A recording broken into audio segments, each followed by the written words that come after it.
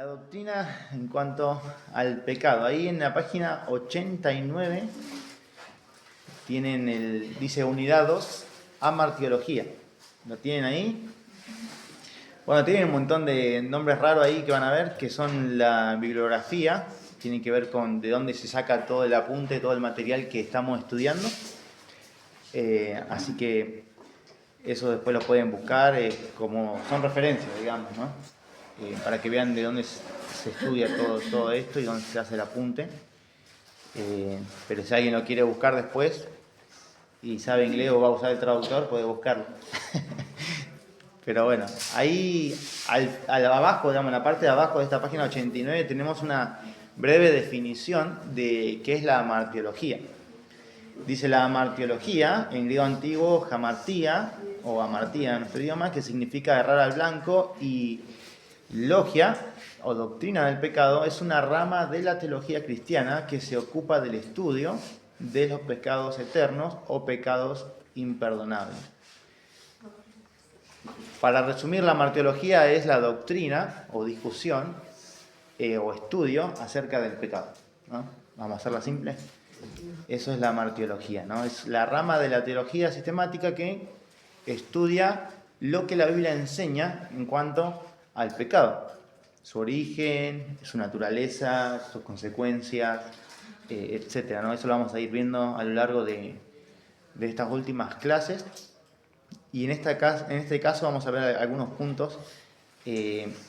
No sé cómo lo están manejando. La idea de los apuntes es que ustedes lo tengan como un material, no solo para la clase, sino también para poder en sus casas ir repasando o incluso mucho mejor leerlo previamente y en todo caso en la clase por ahí ya venir con algunas preguntas o inquietudes y tratar de verlo a la luz de la escritura, ¿no?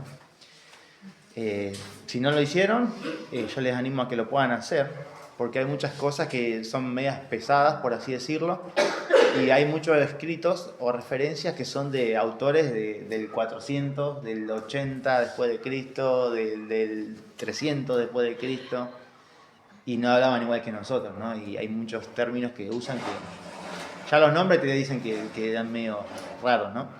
Pero bueno, dice el punto 1 dice el pecado personificado. La idea de este párrafo es mayormente mostrar la gravedad del pecado, ¿no? Cómo el pecado es tan grave y las consecuencias terribles que tiene. Si se fijan ahí, dice, hace muchos años atrás, Tomás Guthrie escribió unas palabras penetrantes en referencia al pecado. Y en medio poético dice, ¿quién es la tentadora pintada? Como hablando de una ramera, ¿no? ¿Quién es la tentadora pintada que roba nuestra virtud?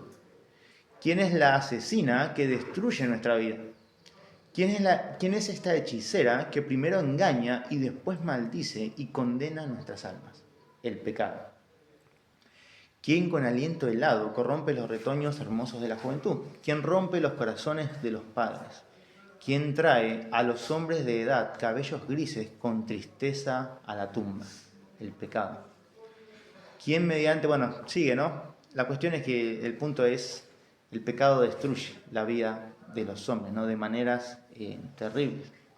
Y va a seguir, ¿no? Yo les animo a que lo puedan leer todo completo, ¿no? Que es bastante extenso y hay muchas cosas para tratar en la clase que no vamos a usar el tiempo para leer eso, ¿no?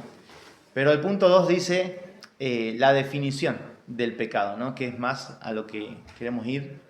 Y vamos a ver qué es lo que la Biblia enseña en cuanto al pecado, cómo la Biblia llama al pecado y conceptos errados en cuanto al pecado y bueno, lo que sí es verdad en cuanto a esto, ¿no?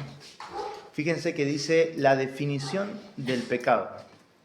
Dice, a la luz de lo que se acaba de explicar, cualquier definición del pecado debe ir más allá de descripciones de debilidad por parte del hombre.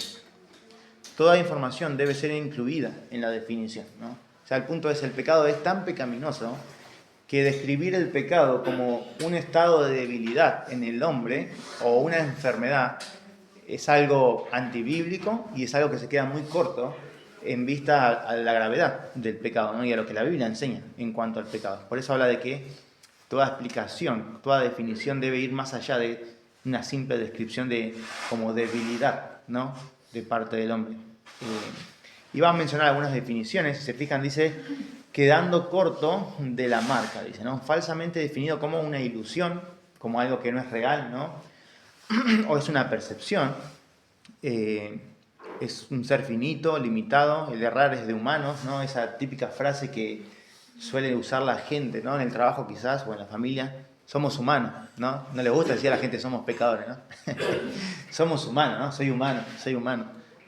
Como si fuese, bueno, somos humanos y eso implica algún tipo de falencia, pero es mucho más allá, ¿no? La Biblia habla de una forma muy específica en cuanto al pecado, y no solamente pensar en, bueno, somos seres falibles, que de hecho lo somos, pero el pecado tiene una naturaleza mucho más profunda que simplemente decir algo superficial como fallamos porque somos humanos, ¿no? Por eso es quedarse corto con esto, ¿no? O es algo que solamente dice afectando los sentidos como la culpa. El punto 2 dice definido de manera incompleta como una ausencia de bondad, incredulidad, una carencia de la ley, ¿no? Alguien que no le gusta sujetarse a la ley, un anarquista, o simple egoísmo. Así que todas estas son como definiciones que se quedan un poco cortas, ¿no? Todas tienen un grado de verdad, ¿no? En cuanto al pecado, porque todo pecado produce esto, pero definirlo en su totalidad como esto solo es quedarse muy corto, ¿no?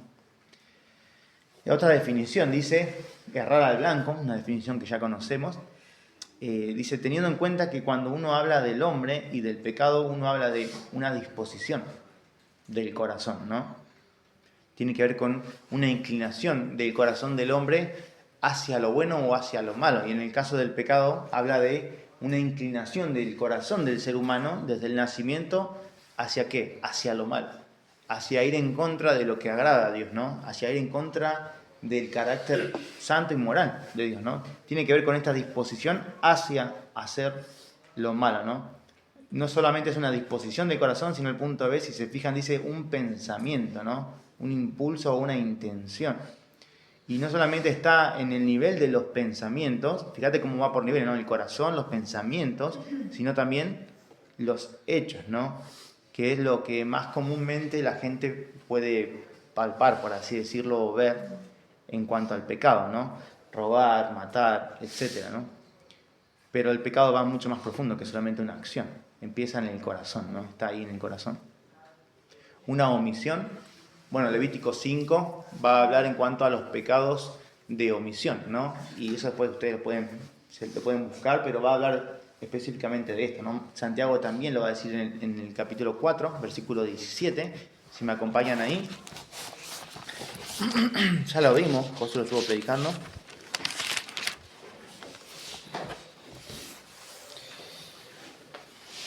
Capítulo 4, versículo 17, dice, y al que sabe hacer lo bueno y no lo hace, le es pecado, ¿no? Hablando de pecados de omisión. Algunos estudiosos hablan de como estas categorías de pecado, que se pueden dividir en estas dos, por así decirlo en forma general. Pecados de comisión, que son como que yo hago, ¿no? Y pecados de omisión, que no hago lo que tengo que hacer, ¿no? Entonces, sabemos que tenemos que predicar el Evangelio, que tenemos que animarnos unos a otros, exhortarnos unos a otros, ser generosos, etcétera, ofrendar. No lo hago, estoy omitiendo mi deber, mi responsabilidad. Son pecados de omisión, ¿no? En Levítico va a hablar de lo mismo, aunque se va a enfocar mucho en el tema de la ignorancia, ¿no? Pecados de ignorancia lo va a llamar Levítico. Pero eso no nos hace inocentes delante de Dios, ¿no? Es como decir, bueno, pasás un semáforo en rojo por decir algo, ya nosotros sabemos que está mal, ¿no? Pero no sabía. Bueno, no te exime de la culpa de haber pasado en rojo el semáforo, ¿no? Sos culpable igual por más que no sabías que en ese estado, en esa provincia, eso era infracción. O estacionar no sé dónde, en otro lugar que no estamos acostumbrados, y te marcan una multa, una infracción, no te saca, ¿no? Esa responsabilidad que tenés por no tener conocimiento de esa norma o de esa regla o de esa ley, ¿no? A eso va a hacer mucho referencia el libro de Levíticos ahí en el capítulo 5. Va a decir, cuando alguien supiere, ¿no? O sea, llegara a conocer que lo que hizo estaba mal, bueno, será culpable y tiene que ofrecer sacrificio y va a tratar todo este tema de cómo expiar la culpa, ¿no? porque sigue siendo pecado, ¿no? Y Santiago va a hablar más específicamente de eso, ¿no? Que cuando hay cosas que son buenas y que debemos hacerlo y no lo hacemos, es pecado igual, ¿no? No es que nos es contado, ¿viste? A veces, no sé si has escuchado, muchas veces en el evangelismo había algo llamado evangelismo ilustrado, se hablaba de distintos pecados y demás, y uno de los versículos que se mencionaban era este, aunque parafraseado, ¿no? Y al que sabe hacer lo bueno y no lo hace, le es contado como pecado, decían, ¿no? Bueno, eso es antibíblico. No le es contado como pecado, le es pecado, ¿no? No es como que es algo que se le cuenta como pecado, ¿no? Es pecado, dice la Biblia, ¿no? Eso es lo que está diciendo Santiago, ¿no? El que sabe hacer lo bueno y no lo hace, le es pecado, ¿no? Así que fíjense toda la amplitud que el pecado tiene en la vida de toda la raza humana, ¿no? Empieza desde el fondo, ¿no? Desde una disposición del corazón, un pensamiento, acciones y omisiones, si quieres verlo así, ¿no? El punto 2 dice, expresado entonces de una manera concisa, dice, el pecado es cualquier carencia de conformidad a la identidad moral y al deseo de Dios. De vuelta, el pecado es cualquier carencia de conformidad a la identidad moral y al deseo de Dios.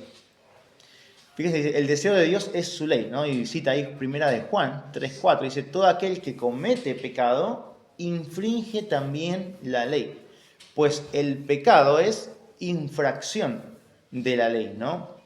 Hay una ley moral, es una ley que es la ley de Dios, que es consecuente con lo que a Dios le agrada y con su carácter moral, ¿no? Él es santo, Él es justo, Él es bueno, y su ley refleja el carácter moral de Dios. Por lo cual, todo pecado es algo que no se relaciona con esto, ¿no? Que es contrario al carácter y a la ley de Dios. Por eso, todo aquel que comete pecado, ¿qué es lo que hace en realidad? Infringe la ley. ¿Por qué? Porque el pecado es infracción de la ley de Dios, ¿no? Fíjense ahí, punto 2 dice, la identidad moral de Dios es su santidad, ¿no? Lo que acabamos de mencionar. Te menciona ahí Mateo 5:48, de este deseo de Dios de que sus hijos sean como Él, ¿no? Sed pues vosotros perfectos como vuestro Padre que está en los cielos es perfecto. Y sin ir más lejos, en la misma hoja ahí donde están en Santiago, al otro lado está primera de Pedro, ¿no? Fíjense el capítulo 1, dice el versículo 15.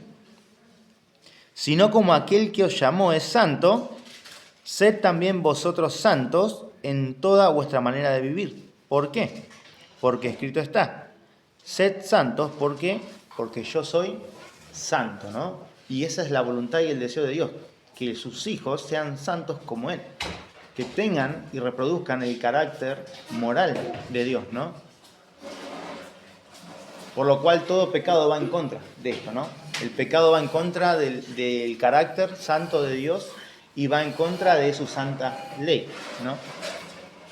El punto B dice, el pecado es no conformarnos a la ley moral de Dios en acciones, actitudes o naturaleza.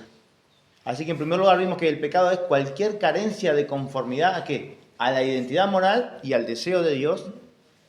Pero no solo esto, o sea, relacionado al carácter moral de Dios y su voluntad, sino también a su ley, ¿no? Por eso dice, el pecado es no conformarnos a la ley moral de Dios en acciones, actitudes o naturaleza.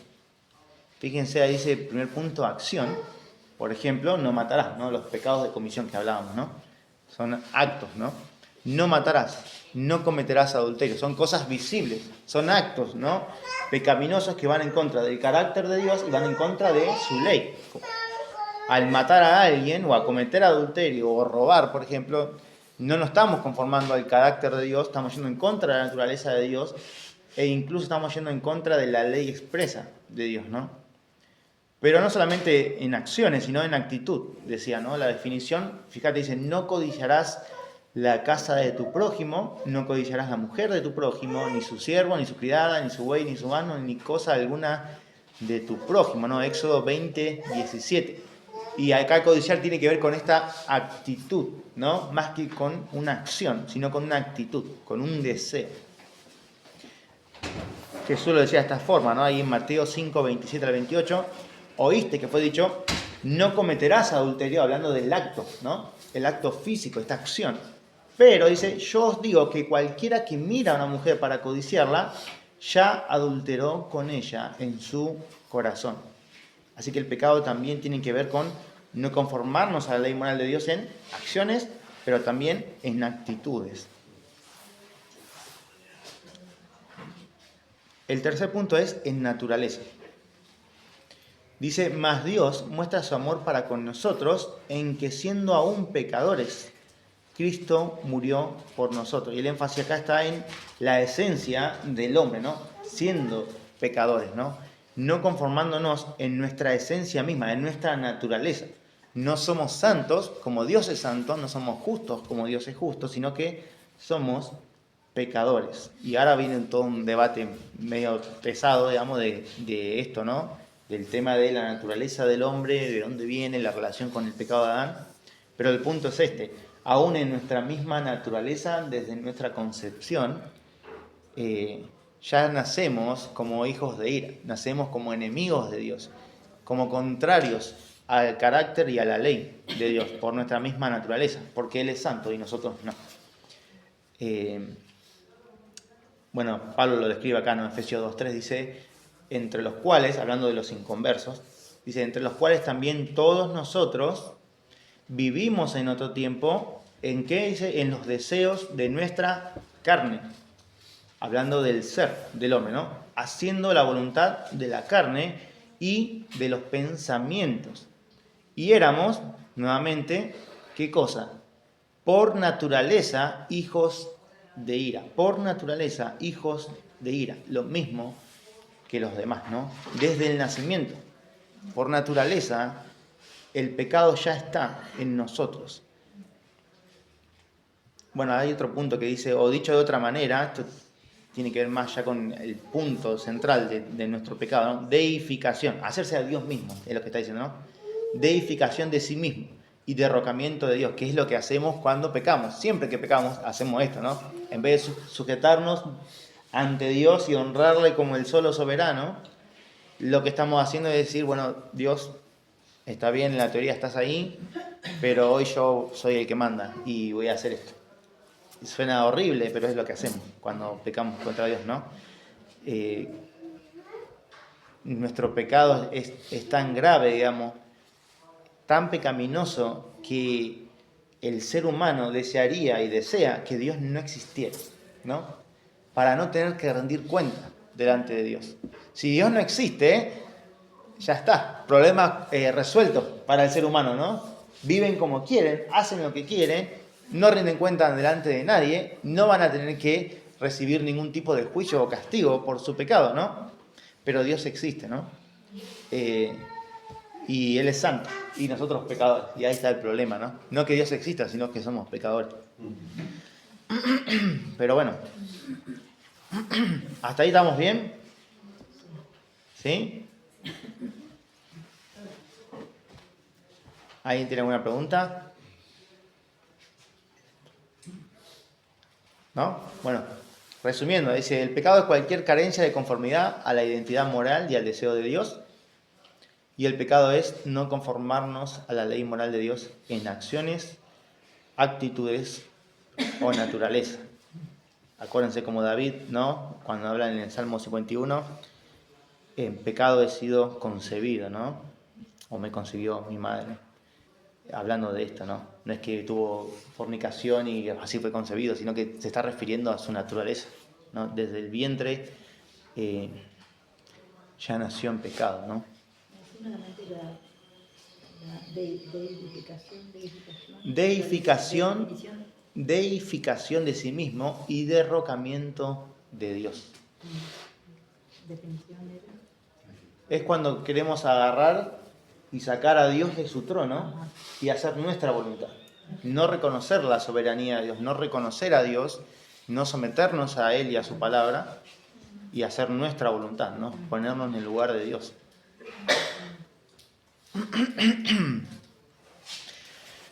Bien, punto 3. La transmisión del pecado. La transmisión del pecado. Vimos 1, el pecado personificado. La definición del pecado era el punto 2. Y el punto 3 es la transmisión del pecado, que está muy ligado a nuestra naturaleza, no pecaminosa. Y para esto vamos a ir ahí a Génesis capítulo 3. Hay muchos pasajes, pero no vamos a estar leyendo todo.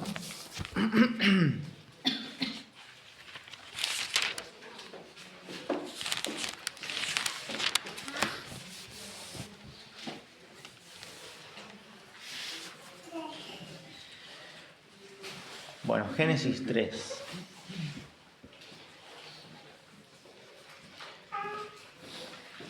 Bueno, para aclarar, cuando vamos a Génesis, ¿no? Está ahí en el Pentateuco, los primeros 5 libros de la Biblia. El autor es Moisés. Y lo que va a hacer puntualmente en Génesis es, el género literario es narrativa histórica. Y como saben, estuvimos aprendiendo a lo largo de los años, el método de interpretación es un método histórico, literal, gramatical, ¿no? Y lo que entendemos cuando vamos a Génesis es que Moisés nos está dando cuentos de hadas al pueblo judío, al pueblo de Israel cuando salió de la tierra de Egipto en el Éxodo, sino que lo que él está haciendo es trayendo estas historias que son verdades, ¿no? Trayéndolas a la audiencia, que son los judíos que salieron de la cautividad de Egipto, para que ellos recordaran quién es el Dios que les llamó y de dónde proceden ellos y por qué ellos debían tomar la tierra de Canaán, las promesas de Dios, etc., ¿no? Y lo que va a hacer para fundamentar todo esto es mostrarle todo esto, ¿no? Cómo Dios, el Dios que les llamó, es el único Dios vivo y verdadero y es el Dios que ha creado todo el universo, ¿no? Y va a mostrarle cómo se originó todas las cosas, cómo Dios ha creado el universo, cómo fue creado la raza humana, cómo luego entró el pecado, el comienzo del pecado, el comienzo de un montón de doctrinas fundamentales, y eso lo vemos en Génesis, ¿no? El punto es, esto que vamos a ver no es, como dice ahí el apunte, no es fantasía o mitología o alegoría para ilustrar, ¿no?, la maldad que hay en el hombre o cosas así, sino que es algo literal. Es una narrativa histórica, ¿no? Es una historia que Moisés está narrando y que son hechos históricos. Entonces no son parábolas, no son cuentos como lo de los griegos, ¿no?, donde hablan Zeus y esto y fantasean ahí en sus mentes, sino que son cosas reales, ¿no?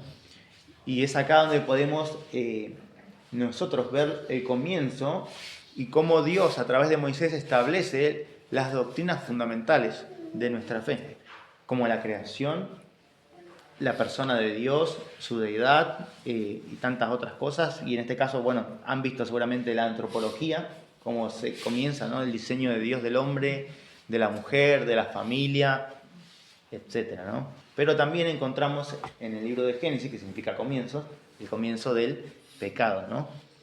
Y eso es lo que vamos a ver acá en Génesis capítulo 3. Y ahí en su apunte dice, bueno, esto no es fantasía o mitología o alegoría. Esto fue un acontecimiento histórico, como nos recuerda 1 Timoteo capítulo 2, versículo 14, ¿no? Que va a hablar, ahí Pablo está trayendo orden en la adoración pública, y Pablo va a explicar por qué la mujer no debía ejercer un rol de autoridad en general en la iglesia, ¿no? Y va a explicar, va a usar como argumento esto, ¿no?, este acontecimiento en Génesis capítulo 3. Si ustedes me acompañan rápido ahí con un dedo ahí en Génesis 3, pero vamos a 1 Timoteo.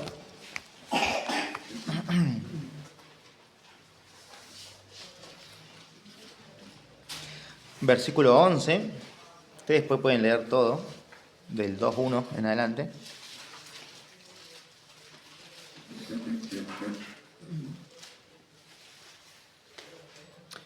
Dice, la mujer aprenda en silencio con toda sujeción. El deseo de Pablo es que la mujer aprenda. Lejos de lo que una mentira puede surgir en la mente de una mujer probablemente, no es el deseo prohibir o restringir a la mujer como algo malicioso, sino algo todo lo contrario, es algo bueno. Pablo quiere que la mujer aprenda. Esa es la idea principal, la mujer aprenda, ¿no?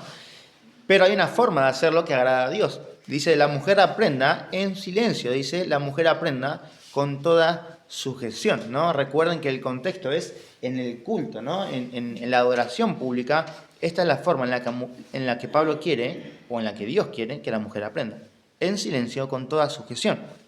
Y va a dar la razón, ¿no? Dice, porque no permito a la mujer enseñar ni ejercer dominio sobre el hombre, sino estar en silencio. ¿Por qué? Bueno, va a argumentar Pablo con este principio de creación, de orden de creación.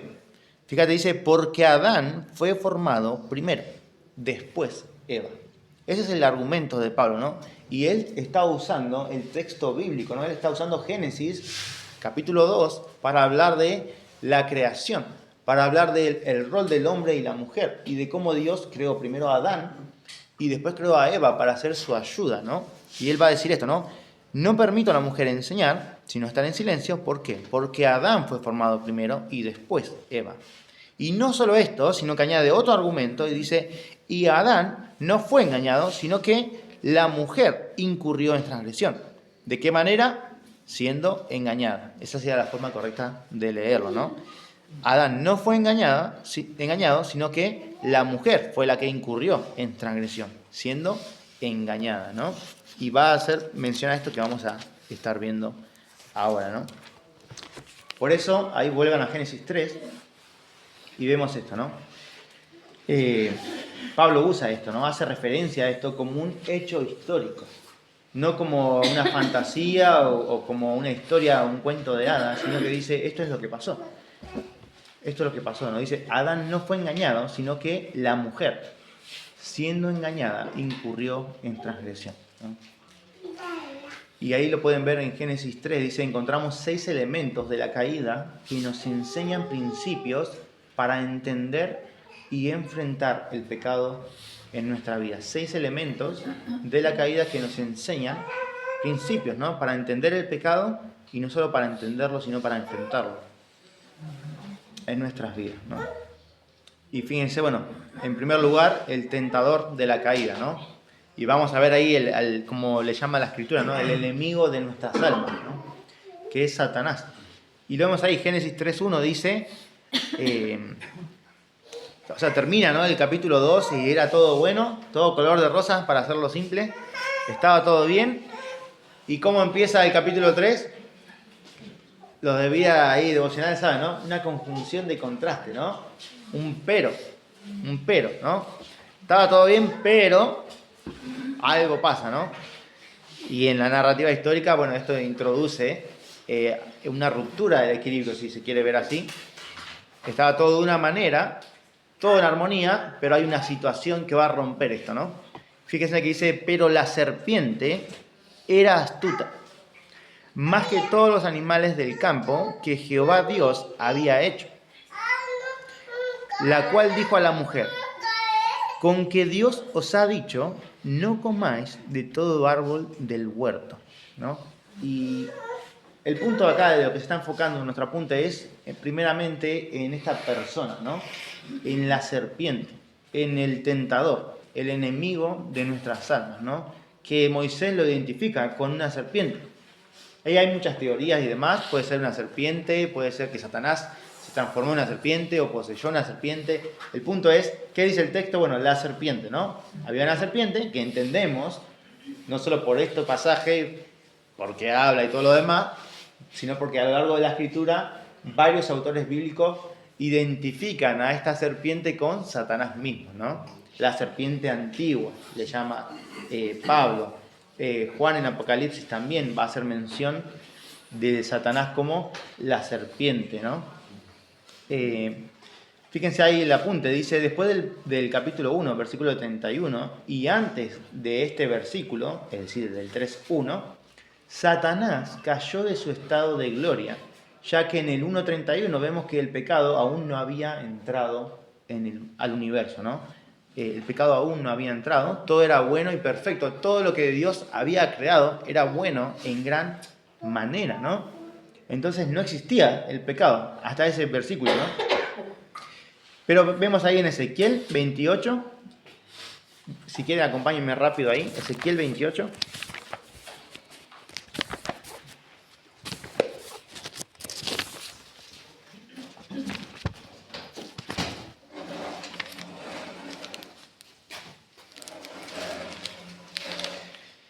Versículo 11 al 15.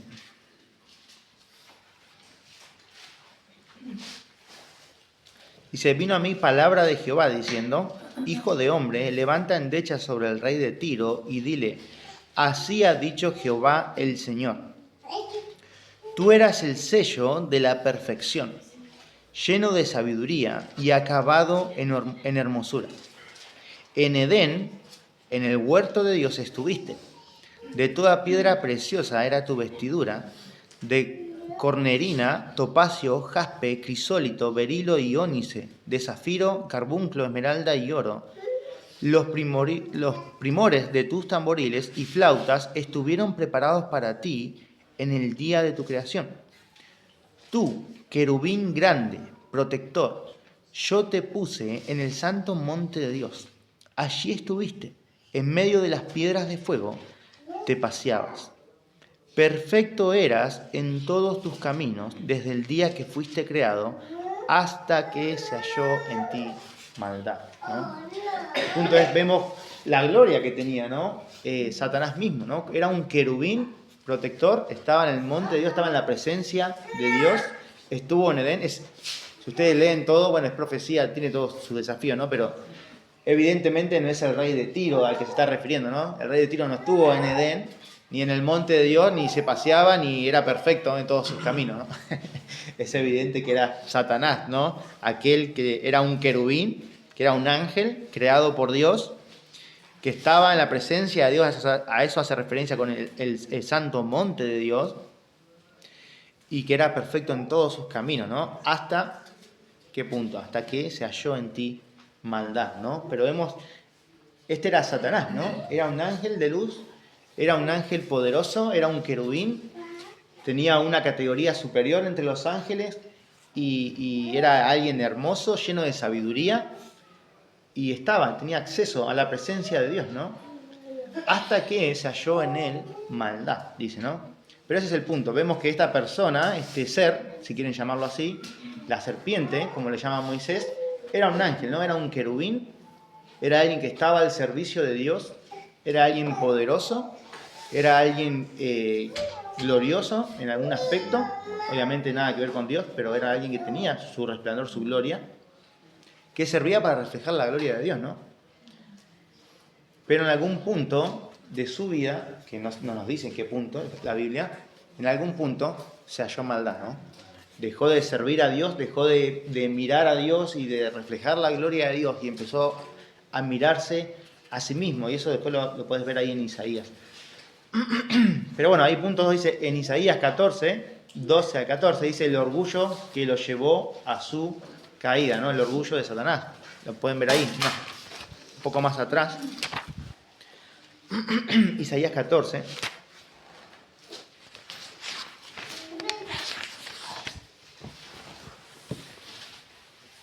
Versículo 12 al 14. Dice, ¿cómo caíste del cielo, oh lucero, hijo de la mañana? Cortado fuiste por tierra, tú que debilitabas a las naciones. Tú que decías en tu corazón, subiré al cielo, en lo alto, junto a las estrellas de Dios, levantaré mi trono, y en el monte del testimonio me sentaré, a los lados del norte. Sobre las alturas de las nubes subiré, y seré semejante al Altísimo, ¿no? Veíamos el orgullo, ¿no? Él quería ser semejante a Dios, ¿no? Él quería estar por encima de todos los demás. Pero él no quería ser como Dios, ¿no? Quería ser semejante a Dios. Él quería el poder, él quería el lugar, el trono, ¿no? Pero claramente no quería el carácter santo de Dios, ¿no? Pero vemos el orgullo, ¿no? Como él en su orgullo creía y pensaba que podía elevarse por encima, ¿no? De Dios. Y este fue el pecado de Satanás, ¿no? El orgullo que le llevó a la caída. Y de hecho, por ejemplo, ahí en su apunte ven 1 Timoteo, capítulo 3, versículo 6, hablando de este pecado mismo, ¿no? Va a hablarte de que un anciano no puede ser alguien recién plantado, ¿no? A eso se refiere con neófito. Alguien que recién se convierte, no puede ser establecido como un anciano, porque por más conocimiento que pueda tener, hay un camino que recorrer, hay un proceso de madurez, tiene que ser probado su carácter, todo lo que ya sabemos, ¿no? Y es muy propenso alguien inmaduro ¿a qué? A la soberbia, al orgullo, a envanecerse, ¿no? A este pecado puntual. Por eso Pablo dice, no puede ser un recién plantado, un neófito, no sea que, 1 Timoteo 3:6, no sea que envaneciéndose caiga en la condenación del diablo. Y a esto se refiere Pablo, ¿no? En este orgullo, esta actitud que tuvo Satanás, ¿no? De en vez de ser humilde delante de Dios y servir para los propósitos de Dios, decidió exaltarse a sí mismo, ¿no? Querer vivir para Él, para su gloria. Y esa es la condenación, ¿no? El orgullo, el pecado de Satanás. Fíjense, punto B dice, antes de la caída es posible que la serpiente haya tenido patas y, bueno, estas son cosas que se pueden pensar, digamos, pero no nos dice la Biblia exactamente. ¿Por qué lo dicen? Por el juicio que Dios dice, ¿no? Génesis 3:14. Después de la caída, Dios dictamina, ¿no? Una condenación, un juicio para la serpiente. Y dice, y Jehová Dios dijo a la serpiente, por cuanto esto hiciste, maldita serás entre todas las bestias y entre todos los animales del campo. Sobre tu pecho andarás y polvo comerás todos los días de tu vida. Si se dan cuenta, o sea, dice sobre tu pecho andarás. Y todo esto está en el contexto de que Dios está emitiendo un juicio, ¿no? Una consecuencia por causa del pecado de la serpiente, ¿no? Y ahora, como consecuencia de su pecado, lo que va a hacer es, por el resto de su vida, va a andar arrastrándose sobre su pecho, ¿no? Que es por eso la serpiente anda así, ¿no? De ahí se infiere que probablemente la serpiente antes de la caída haya tenido patas, ¿no? Y como consecuencia de su pecado ahora se arrastra, ¿no? No camina. Pero bueno, eso no nos ayuda, digamos, en nuestro estudio de entender el pecado nuestro, ¿no? Sí de las consecuencias del pecado, ¿no? Incluso esto puede ser algo posible. Bueno, punto C dice, de hecho, los apóstoles Juan y Pablo se refieren a Satanás como la serpiente. El punto de todo esto, para no marearnos, es ver esto, ¿no? El tentador, ¿no? Estamos hablando de la transmisión del pecado, de cómo llegó el pecado al ser humano, al universo, al mundo y al ser humano. Y vemos que en primer lugar tenemos esta figura que es el tentador, ¿no? Satanás, que Moisés lo describe como la serpiente. Perdón, ¿puedes preguntarle por qué tengo una duda? O sea, acá cuando dice que no había pecado todavía en el universo, ¿no? Antes en el 1:31 Génesis, que dice, y vio Dios que todo lo que había hecho era bueno. O sea, hasta ahí no había pecado, digamos, en el universo. Pero sí. ¿Satanás ya había pecado o no? No. Todavía no. Porque todo lo que Dios había hecho era bueno. Todo. No solo el planeta Tierra, sino todo lo que Dios había hecho era bueno y bueno en gran manera. O sea que ahí todavía no había pecado. Ahí estaba todo bien. No había pecado, sí, exactamente. No existía Satanás, es la pregunta que ella... No existía, pero no había pecado. O sea, sí existía. Claro, pero viste que acá habla que en todo este acontecimiento fueron 7 días, ¿no? De la creación y eso. Sí. O sea que en esos 7 días, digamos que pasó lo de... Fueron 7 días, en 6 días Dios creó todo el universo. El séptimo día Dios lo santificó y reposó de sus obras, digamos, terminó sus obras. Desde ese punto que vemos ahí, la declaración, el resumen que Moisés hace, en Génesis capítulo 1, si se fijan ahí, 1:31, dice, y vio Dios todo lo que había hecho, y he aquí que era bueno en gran manera. Y fue la tarde y la mañana del día sexto, ¿no? Fueron pues, capítulo 2, versículo 1, fueron pues acabados los cielos y la tierra y todo el ejército de ellos. Y acabó Dios en el día séptimo la obra que hizo y reposó el día séptimo de toda la obra que hizo. Y bendijo Dios al día séptimo y lo santificó, porque en él reposó de toda la obra que había hecho en la creación. Hasta ese punto nosotros lo que vemos ahí, lo que está diciendo Moisés, es todo lo que Dios hizo era bueno, perfecto, digamos, en gran manera, digamos, todo. Dios acabó todo, como dice en el capítulo 2, todo el ejército, dice, los cielos y la tierra y todo el ejército de ellos, digamos. Se entiende que se refiere a todas las huestes angelicales, digamos. Todo lo que Dios había hecho ya está, completo. No solo el planeta Tierra, sino todo. Incluso los ángeles, digamos, que le servían a Dios, que estaban para sus propósitos. O sea, Satanás. Incluso Satanás. Satanás es una creación de Dios como el ser humano. Es un ángel. La única diferencia, tiene un montón de diferencias en el sentido de nosotros somos débiles, ¿no? Pero es el ser humano el que tiene la imagen de Dios, no los ángeles. Esa es una gran diferencia entre Satanás y nosotros. Pero en cuanto a creación, como criatura, es una criatura más de Dios, que sirve para los propósitos de Dios. Incluso hoy sirve para los propósitos, aunque está rebelado contra Dios, ¿no? Pero hasta ese punto servía perfectamente a los propósitos de Dios, que no lo sabemos porque somos humanos y no está especificado ahí, ¿no? Hay un montón de pasajes que nos muestran que, bueno, servían para ¿qué? Para alabar a Dios constantemente, continuamente, exaltar la persona de Dios, la grandeza de Dios, como vemos en Isaías 6, cuando vemos a los serafines, ¿no? Que alababan a Dios, decían santo, santo, santo, es el Señor. Bueno, eso es lo que hacían. Eso es lo que hacía Satanás. Estaba para eso. Incluso cuando vimos ahí en Ezequiel, habla de instrumentos musicales, por ejemplo, ¿no? Los tamboriles. Dice que desde el día de su creación, antes de que fuese creado, ya estaban preparados, dice. Así que se ve que tenían instrumentos. Y alababan al Señor. Y esa era su función. Y ves esa preposición, dice hasta, ¿no? Hasta que se halló en ti maldad, ¿no? Hubo un lapso de tiempo, entre comillas tiempo, porque eso pasa fuera del tiempo. No vamos a meterme en... Nosotros estamos dentro del tiempo, digamos. Eso pasa en un plano ahí celestial, vamos a llamarlo, ¿no?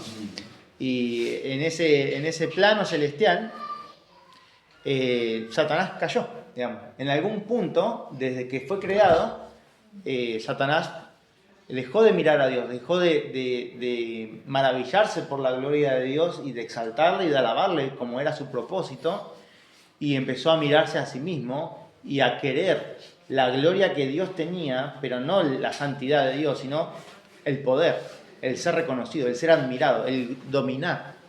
Eso es lo que él quería, ¿no? Y eso va en contra de su propósito, digamos, como una criatura.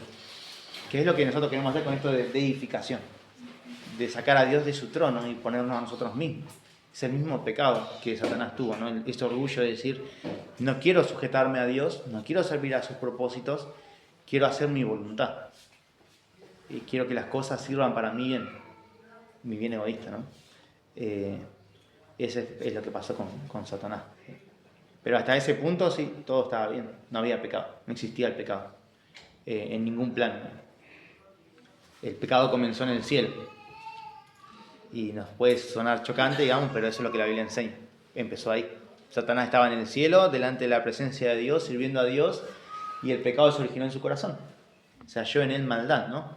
Él se ensoberbeció, ¿no? Se envaneció. Y así fue que fue desterrado, ¿no? De su posición. Y ahí es cuando lo vemos visitándonos en Génesis 3. Génesis 3, capítulo 1. Y vino a la tierra a hacer de las suyas, ¿no? A tomar ese dominio y destruir la creación y oponerse a los planes de Dios, ¿no? Eso es lo que Satanás quiso hacer, ¿no? Bien, seguimos. O sea que acá se crea primero el hombre y después a todas las huestes espirituales y todo eso, ¿puede ser? Porque acá arriba habla que crea el hombre y después... Sí, o sea, lo que vos estás viendo ahí es un resumen de lo que está diciendo. Moisés está haciendo un resumen. Fíjate que él va por día, hasta el sexto día, y él en el versículo 2 lo que hace es un resumen, como diciendo, fueron pues acabados los cielos y la tierra y todo el ejército de ellos. y acabó Dios en el día séptimo la obra que hizo y reposó el día séptimo de toda la obra que hizo. Es un resumen, digamos, como de esta manera Dios consumó toda su obra, digamos. Acabó el cielo y la tierra y todo el ejército de ellos, ¿no? Todas las cosas que lo habitan, digamos. Así es, digamos.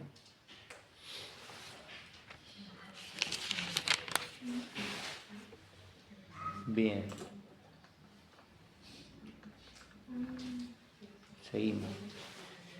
Bueno, el punto C, terminando ahí un poquito en cuanto a Satanás, dice, los apóstoles Juan y Pablo se refieren a Satanás como la serpiente, y tienen la cita ahí, Apocalipsis capítulo 12, versículo 9, Apocalipsis 22 y 2 de Corintios 11, 3.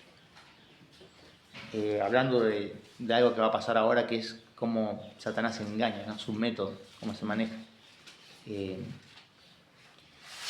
Fíjense ahí, dice la cita, la serpiente era astuta más que todos los animales del campo que Jehová Dios había hecho, ¿no? Y ves esta descripción de esta serpiente, ¿no? La serpiente era engañosa. Y ves algunas citas, por ejemplo, Mateo 10, 16 dice, el Señor dice, sed pues prudentes como serpientes, pero la idea acá es como astutos, ¿no? Sabios en cómo actuar, de qué manera, en qué momento, a eso se refiere, ¿no? No a perversos, malos, como con una mala intención. Pero acá en Génesis la idea sí es con una connotación negativa, ¿no? La astucia de la serpiente apunta a que era perversamente prudente, ¿no? Es decir, supo a quién dirigirse, en qué momento, qué decirle, ¿no?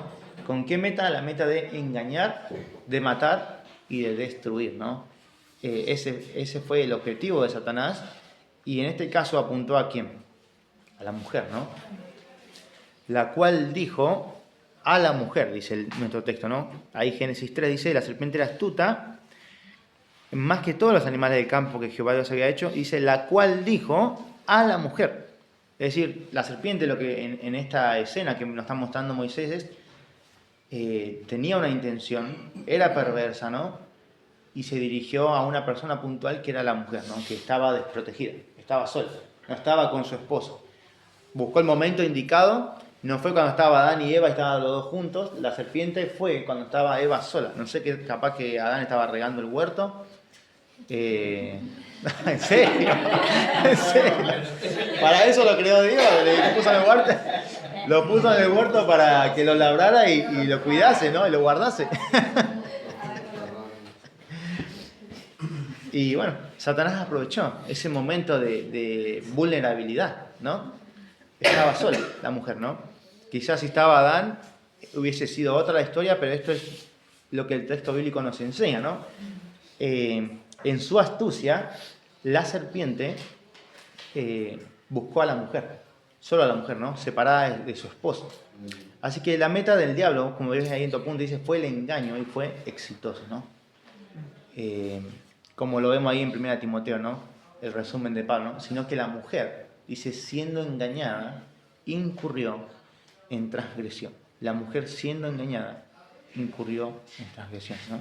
Sin la protección, la guía, fortaleza de su marido, fue vulnerable ella a qué cosa, a la tentación de Satanás, ¿no? Y vemos cómo Satanás opera, ¿no? Cómo el enemigo opera en la tentación, ¿no? Cómo este ser, ¿no? Maligno tienta a las personas y puntualmente a los hijos de Dios, ¿no? Aquellos que quieren hacer su voluntad. Y lo va a hacer a través de este método. Fíjense ahí en su apunte, dice, con que Dios os ha dicho, no comáis de todo árbol del huerto. ¿Cuál es el problema ahí? ¿Cuál piensas? La distorsión de la verdad. La distorsión de la verdad. ¿Sí? ¿Dios dijo eso? No. ¿No comáis de todo árbol del huerto? No, ¿no?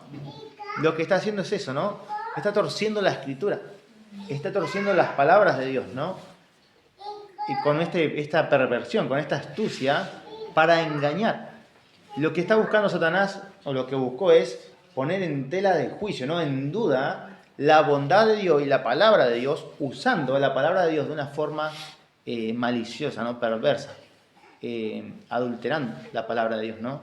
Fíjense ahí el apunte, dice en el capítulo 2, versículo 16 y 17, dice, Dios había dicho, de todo árbol podrás comer, ¿no?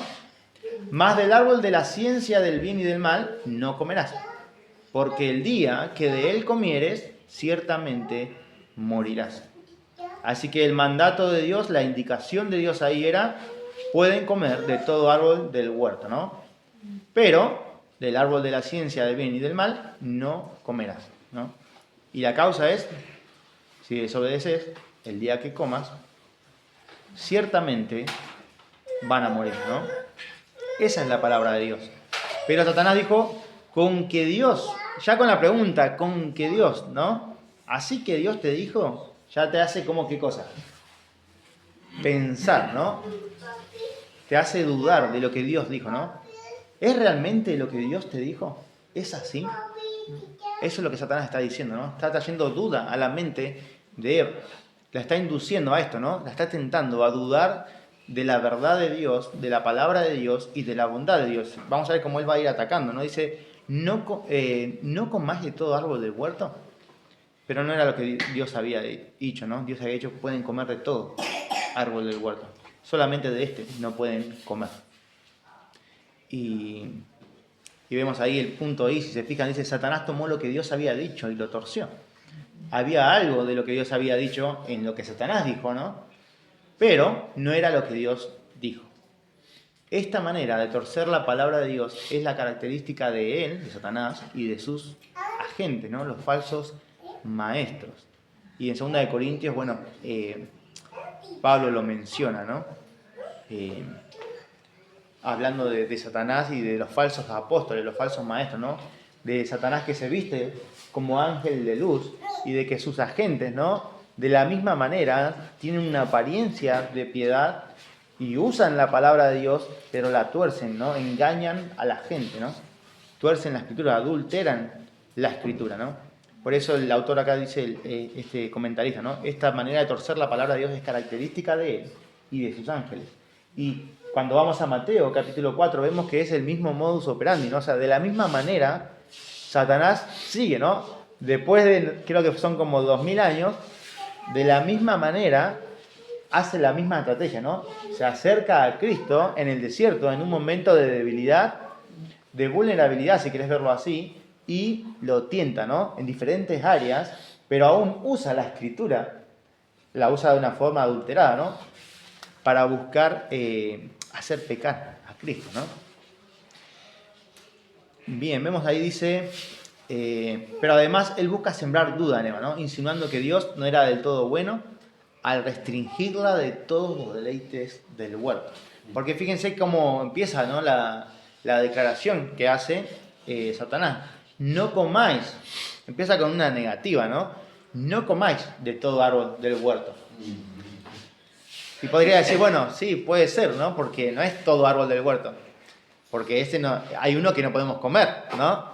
Pero no es lo que Dios dijo, ¿no? Literalmente Dios dijo, de todo árbol pueden comer, más de este no. Pero Satanás al torcerlo y cambiarlo, busca eso, ¿no? Busca decir, mira, Dios, fíjate lo que Dios te está diciendo, ¿no? ¿Es realmente lo que Dios te dijo es así? ¿Dios es bueno? Mira, Dios no te deja comer de todo árbol del huerto, ¿no? Él te está restringiendo. Él no te quiere dar lo mejor o lo bueno, ¿no? No te deja probar de todas las cosas. Él está limitando tu libertad, ¿no? Eso es lo que Satanás... Todas esas mentiras son las mismas que el mundo mete o trata de meter en nuestra cabeza, ¿no? En un montón de aspectos. En el matrimonio, en la crianza, Satanás busca meter a través de esto, ¿no? De las mentiras del mundo. Y hay un montón de implicaciones, pero hay tanto para ver que no nos podemos detener en todo, ¿no? Pero fíjense, ahí dice, el punto acá dice, observen su estrategia, dice, la cual la sigue usando, ¿no? Hasta nuestro día, ¿no? Primero, ¿qué hizo Satanás? Usó la palabra de Dios parcialmente, ¿no? Hay algo de verdad en lo que dijo, pero él la torció. Fue parcial en lo que dijo, no citó textualmente la Biblia y la citó de una manera desconfigurada para dar a entender otra cosa y sembrar duda, ¿no? Usó la palabra de Dios, sembró duda en la mujer, en la confianza que ella tenía en Dios y en su palabra, y sutilmente atacó la persona de Dios, ¿no? Al insinuar que Dios no era del todo bueno por la restricción que Dios había establecido, ¿no? En contraste a esto, debemos ser íntegros en nuestro uso de la palabra de Dios y confiar plenamente en Dios y su palabra, ¿no? Tal como Él lo ha dicho en su palabra, ¿no? Pero vemos que esa es la forma en la que Satanás se maneja, ¿no? Usa la palabra, siembra duda, desconfianza en la persona, en la palabra de Dios, en su bondad, y busca de esta manera que el creyente caiga en la tentación, ¿no? Que dude de la palabra de Dios, que dude de la bondad de Dios. ¿Por qué Dios permite esto en mi vida? ¿Por qué las otras personas, mirá a esa persona, ¿no? A ellos le va bien, o a ellos parece que no tienen ningún problema, y solo a mí me pasa esto, ¿no? ¿Será que Dios no me ama? Y todas estas mentiras Satanás trata de meter en la cabeza, ¿no? Así que hay que tener cuidado, ¿no? Tenemos que identificar estas cosas, ¿no? En esos momentos de tentación. Pero el punto 2, primero vimos el punto 1, la serpiente, el tentador, y el punto 2 es el blanco de la tentación o el blanco de la caída, ¿no? Y lo vemos ahí que era la mujer, ¿no? Génesis capítulo 3, versículo 2 al 5 dice: y la mujer respondió a la serpiente: del fruto de los árboles del huerto podemos comer, pero del fruto del árbol que está en medio del huerto, dijo Dios, no comeréis de él, ni le tocaréis, para que no muráis. Bueno, vemos, sigue, ¿no? Hasta el 5. Entonces la serpiente dijo a la mujer: no moriréis, sino que sabe Dios que el día que comáis de él serán abiertos vuestros ojos y seréis como Dios, sabiendo el bien y el mal. Y si vos prestás atención, hay toda una secuencia, ¿no? Fíjense cómo Satanás arrancó, ¿no? Su estrategia fue buscar vulnerabilidad, ¿no? Fue astuto, buscó en un momento de fragilidad, de debilidad, de vulnerabilidad, donde Eva estaba sin la protección de su esposo, sin la guía de su esposo, sin su esposo para recordarle la escritura quizás y decirle, no, esto es la palabra de Dios, no es esto que él está diciendo. La buscó a la mujer sola y sembró la duda, ¿no? Usando la palabra de Dios, torciendo la escritura, Satanás sembró la duda en cuanto a la palabra de Dios y en cuanto al carácter moral de Dios, ¿no? En cuanto a la bondad de Dios. Puso en tela de juicio la persona misma de Dios y su palabra, ¿no? La fiabilidad de la palabra de Dios. Y no solo esto, sino que en el momento que Eva empezó a sucumbir, ¿no? A ceder a la tentación, al engaño, ¿no? A toda esta maquinación de Satanás, el ataque cambió, ¿no? Puso segunda Satanás, por así decirlo. Ahora lo vas a ver, fíjate, dice: y la mujer respondió a la serpiente, empezó respondiendo bien, ¿no? Del fruto de los árboles del huerto podemos comer. Tendría que haber hecho de todo, ¿no? Pero bueno. Pero del fruto del árbol que está en medio del huerto, dijo Dios, no comeréis de él, ni le tocaréis. Ahí ya te hacen, ¿no? Hay algo raro ahí, ¿no? Eso no estaba en lo que Dios dijo. Para que no muráis, ¿no? Puede no ser algo malo, en el sentido de que probablemente sea una instrucción que Adán le haya dado a su esposa para protegerla. Ni siquiera lo toquemos, quizás, y ella lo habrá mencionado, o no. Puede ser que ella haya ya tergiversado la escritura, ¿no? Ahí. Y ya pensando en cómo Dios es muy restrictivo, ¿no? Y eso lo vamos a ver ahora en la medida que sigamos. Fíjense el punto A, dice: Eva le respondió a Satanás señalando que podían comer de todo árbol excepto por uno, ¿no? Y en el versículo 3, ella menciona que no solo no debían comer del árbol que estaba en medio del huerto, sino también no tocarlo, como veíamos recién, ¿no? En el capítulo 2, versículo 17, vemos que Dios no mencionó nada acerca de no tocarlo, ¿no? Por eso decía eso, que ya tenía que hacer un poco de ruido. Lo cual indica, ¿qué cosa? Que Eva añadió esto, ¿no? Y es posible que Adán le hubiera dicho esto para protegerla.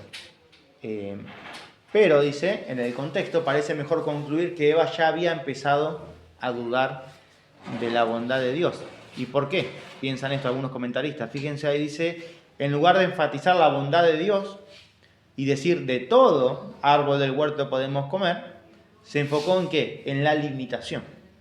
Fíjense que el foco fue del fruto de los árboles podemos comer, ¿no? Y de hecho dijo, ni le tocaréis, ¿no? O sea, como siendo más restrictivo en este punto, ¿no? De esta manera mostró que ella pensó que la restricción era fuerte Y en resentimiento habló del mandato como si fuera más fuerte de lo que en realidad era, ¿no? Que la única prohibición o la única limitación o cuidado era que no coman del fruto, ¿no? Podían tomar tereré si querían acostados en el árbol, mientras no comieran el fruto. Pero te das cuenta cómo empieza toda esta maquinación satánica, probablemente a hacer estragos ahí, ¿no? En la teología de Eva, en la confianza que ella tenía en la palabra de Dios y aún en la bondad de Dios, ¿no? Porque en vez de decir, no, de todo árbol podemos comer, dijo, no, podemos comer del fruto de los árboles, ¿no? Y después añadió, ni le tocaréis. Que puede ser que sea así, o puede ser que no. Era Adán diciéndole, no lo toquemos por las dudas. No creo que diga por las dudas, no, es una forma de decir mía, ¿no? Porque Dios era claro, ¿no? Dios fue claro, siempre es claro Dios, ¿no? Pero puede dejar en evidencia esto, ¿no? Como ellas ahora se estaban enfocando en esto, ¿no? Como en los límites, más que en la bondad de Dios, el amor de Dios, el cuidado de Dios hacia ellos, la abundancia que Dios le dio a ellos, se está enfocando ahora en la limitación, ¿no? Así que estaba haciendo efecto este engaño, esta maquinación que Satanás había hecho, ¿no? Dice punto 3, Eva empezó a dudar de Dios en lugar de defenderlo. Y estos pensamientos pecaminosos de duda llegaron a su culminación en la desobediencia externa. En la desobediencia externa. Acuérdense que veíamos que el pecado no solamente se relaciona con los actos, ¿no? Sino con una inclinación del corazón, con pensamientos, con motivaciones y no solo con acciones, ¿no? Y no solo con nuestra naturaleza. Vemos cómo todo empezó ahí en esto, ¿no? En dar lugar a la mentira, al engaño, ¿no? En dar lugar a dudar de la palabra de Dios. Por eso Eva empezó a dudar y terminó de esta manera, ¿no? Y ahí al final dice, no es sorprendente que Satanás responde con un golpe letal, dice. Al ver que Eva ya había empezado a dudar de Dios. Por eso dije que Satanás pone segunda, ¿no? Primero empezó con que Dios os ha dicho, sembrando, ¿no? Ahí tirando como un bocado, ¿no? A ver si pisa el palito. Para empezar la conversación, ¿no? Y empezar como a enroscarla, ¿no? Y ahora, al ver que Eva empezó a ceder ante la tentación, ante el engaño, ante esta estrategia, y a enfocarse no en la bondad de Dios, en la abundancia y en su amor, sino en la limitación, incluso hasta añadir, ¿no? A la palabra de Dios, dice, ya está, dijo Satanás, esto es papita para el loro, dijo, ¿no? Dijo, no moriréis, dijo, ¿no? Ya directamente mintió Satanás. En vez de torcer y más o menos de usar la escritura y decir, bueno, mirá, así que no pueden comer de todo árbol, no, directamente ahora da un golpe certero, ¿no? Como una estocada, ¿no? Una puñalada al corazón de la teología de Eva y le dice, no moriréis, ¿no? Fíjense ahí en el versículo 4, ¿no? Dice, entonces, ese entonces te muestra, después de esto, después de toda esta conversación y de que Eva respondió de esta manera, entonces, ahí Satanás puso segunda, ¿no? Entonces la serpiente dijo, no moriréis. Mintió descaradamente. Fíjate que nunca es la estrategia de Satanás ir en contra abiertamente de lo que claramente está bien o está mal. Nunca Satanás va a venir y decir, está bien el divorcio, ¿no? Está bien separarse. O está bien esto, ¿no? Jamás va a venir así. Siempre va a ser algo sutil. Va a ir usando pasajes de la Escritura, va a ir usando malas interpretaciones, o como Pablo le llama, ¿no? Todo viento de doctrina que usan estos hombres para engañar, ¿no? Con artimaña, para destruir a la iglesia, ¿no? De la misma manera lo hace Satanás, porque ellos son emisarios de Satanás, ¿no? Así es como él comenzó. Buscó un lugar vulnerable a la persona que estaba sola y empezó a meter la duda, torciendo la escritura, ¿no? Y en el momento que la duda tomó su lugar y empezó a hacer su efecto, y vio a la mujer ya en este estado, ¿no? De estar dudando de la persona de Dios, de estar dudando de la palabra de Dios, no firme, sino ya blanda, por así decirlo, ahí puso segunda, ¿no? Y dijo, no moriréis. Mintió, ¿no? Y hizo falsas promesas, fíjate. Dice, entonces la serpiente dijo a la mujer, no moriréis, sino que sabe Dios que el día que comáis de él serán abiertos vuestros ojos y seréis como Dios, sabiendo el bien y el mal. Aún, fíjate, Satanás no es que dejó de usar la mentira y la artimaña del engaño, ¿no? Él está mezclando ciertas cosas, usando medias verdades, ¿no? Sí, van a saber, y de hecho lo sabemos, el bien y el mal, pero lo sabemos de una forma catastrófica, ¿no? No como Dios, lo sabemos por experiencia, ¿no? Porque hemos caído, porque somos pecadores, y en el caso de ellos, porque, bueno, se convirtieron en pecadores, ¿no? Pero dice, sabe Dios que el día que comáis de él, serán abiertos vuestros ojos, y seréis como Dios, sabiendo el bien y el mal. Lo que está haciendo Satanás es nuevamente atacando la persona de Dios, ¿no? La bondad de Dios, el carácter de Dios. Dios no quiere que ustedes tengan lo mejor, es lo que está diciendo Satanás. Dios quiere privarlos de lo mejor. Dios quiere esconderles algo, ¿no? Las mejores cosas. Esas son las mentiras que Satanás está usando, ¿no? Fíjense, la serpiente dijo, no moriréis. Ciertamente, en realidad está diciendo, ciertamente no moriréis. Pero ¿qué había dicho Dios? Del día que de él comieres, ciertamente morirás. Y Satanás dijo, ciertamente no moriréis.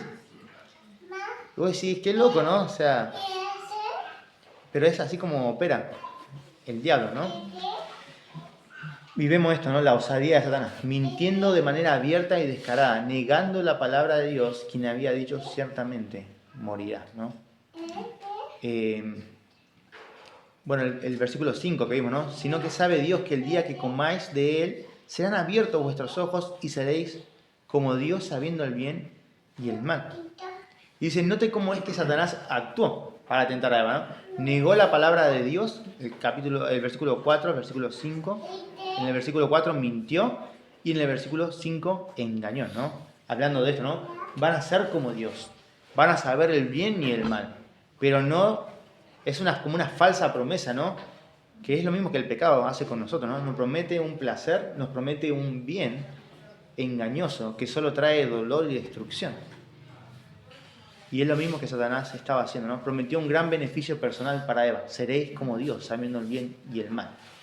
Y ahí, como hablábamos, ¿no? Ellos aprendieron, conocieron el bien y el mal, pero no como Dios. Ellos no fueron como Dios, quien es santidad perfecta, ¿no? Y al pecar, ellos corrompieron su naturaleza. Y ya lo han visto, ¿no? En la antropología, Dios creó al hombre bueno. El hombre era bueno, el hombre tenía la inclinación hacia el bien, hacia hacer la voluntad de Dios. No era alguien neutral, sino que era bueno en gran manera lo que Dios había hecho, ¿no? Incluso el hombre estaba inclinado hacia obedecer a Dios, hacia lo bueno, hacia la santidad. Y ellos corrompieron su naturaleza por pecar, ¿no? Fíjense ahí, dice Isaías 42:8, dice, el profeta señala que Dios no comparte o cede a alguien el lugar que solo le corresponde a él. Dice, yo soy el Señor, ese es mi nombre. Mi gloria a otro no daré, ni mi alabanza a imágenes de talla. Y toda criatura que intenta ser como Él está juzgado, ¿no? No porque Dios sea egoísta y no quiera compartir su gloria, sino porque es santo y no puede ser egoísta, ¿no? Dios no puede pecar. No hay lugar para el egoísmo en Dios. Y tampoco hay nadie que pueda compararse con Él. Por eso dice, al ser único y suficiente en sí mismo, no puede ser egoísta, ¿no? Una persona egoísta solo puede ser de esa manera si es parte de un grupo de personas. No hay nadie, ¿no? Como Dios. Él es distinto. Su santidad, que Dios sea santo, no solamente significa que Dios aborrezca el pecado, sino que es de otra categoría, ¿no? No hay nada con lo que podamos comparar a Dios. No hay nadie que pueda tomar su lugar, porque es único, ¿no? Bueno, ahí punto 4 dice, sus mentiras, las mentiras de Satanás llevan al pecado. Fíjate, sus promesas fueron en contra de lo que Dios mandó en Génesis 2, 16 al 17. No coman o morirán. Y Él dijo, coman y no morirán. Y bueno, vemos como el engaño y toda esta astucia de Satanás llevó al pecado, ¿no? Satanás siempre ha actuado igual, dice, desde ese tiempo hasta nuestro día. A través de la manera de pensar del mundo, del sistema de valores del mundo, así continúa tentando, ¿no? Acordate, empieza con sutileza, de manera astuta, buscando áreas débiles en nuestra vida, momentos de debilidad, momentos de vulnerabilidad, para atraer la tentación. Claro, el pecado está en nosotros, ya lo sabemos por todo lo que se ha enseñado en la iglesia, aunque no llegamos acá. Capaz que sí, en antropología lo han visto, seguramente. Pero está en nosotros, ¿no? Pero la tentación es algo real, ¿no? Está ahí, es algo que nos llama porque hay como un imán dentro nuestro, ¿no? Que es el pecado, nuestra naturaleza pecaminosa, ¿no? Que es esa inclinación hacia el mal que está arraigada en nuestra carne. Y resuena, ¿no? Con la tentación, con el pecado externo, ¿no? Y Satanás usa esto para tentarnos y para que caigamos en pecado. Fíjate ahí la página 95. Dice, así opera Satanás en nuestro día, sembrando duda en contra de Dios y su palabra, torciendo la persona de Dios y presentándolo como alguien que quiere restringir al ser humano de la libertad y que no quiere que el ser humano disfrute de la creación. Esas son las mentiras, ¿no? Que el mundo, impulsado, ¿no?, por Satanás, trata de meter en la mente de las personas y en la mente de la iglesia. Y como en el versículo 4 dice, haciéndole pensar que no hay leyes ni autoridad divina absolutas, ni juicio por desobedecerlas. Y eso es lo que pasa en nuestro tiempo, ¿no? Estos días hablaba con algunos compañeros y surgían preguntas, ¿no? En cuanto a si estaba a favor del aborto, qué pensaba de la homosexualidad, las típicas preguntas, digamos, que suelen suceder, ¿no? Y bueno, mostrando la escritura, ¿no? No se trata de lo que yo pienso, se trata de lo que Dios dice, ¿no? ¿Qué es lo que Dios dice? ¿Cómo Dios lo ve? No se trata de una perspectiva, ¿no? No importa, suena duro, lo que vos pienses o lo que yo piense, sino lo que Dios dice, ¿no? ¿Qué es lo que Dios dice, ¿no? En cuanto a esto. Y una de las cosas que decía era esto, ¿no? Fíjense que ahí el apunte decía, ¿no? Las mentiras es que Dios quiere restringir al ser humano de la libertad, ¿no? Y no quiere que el ser humano disfrute de la creación.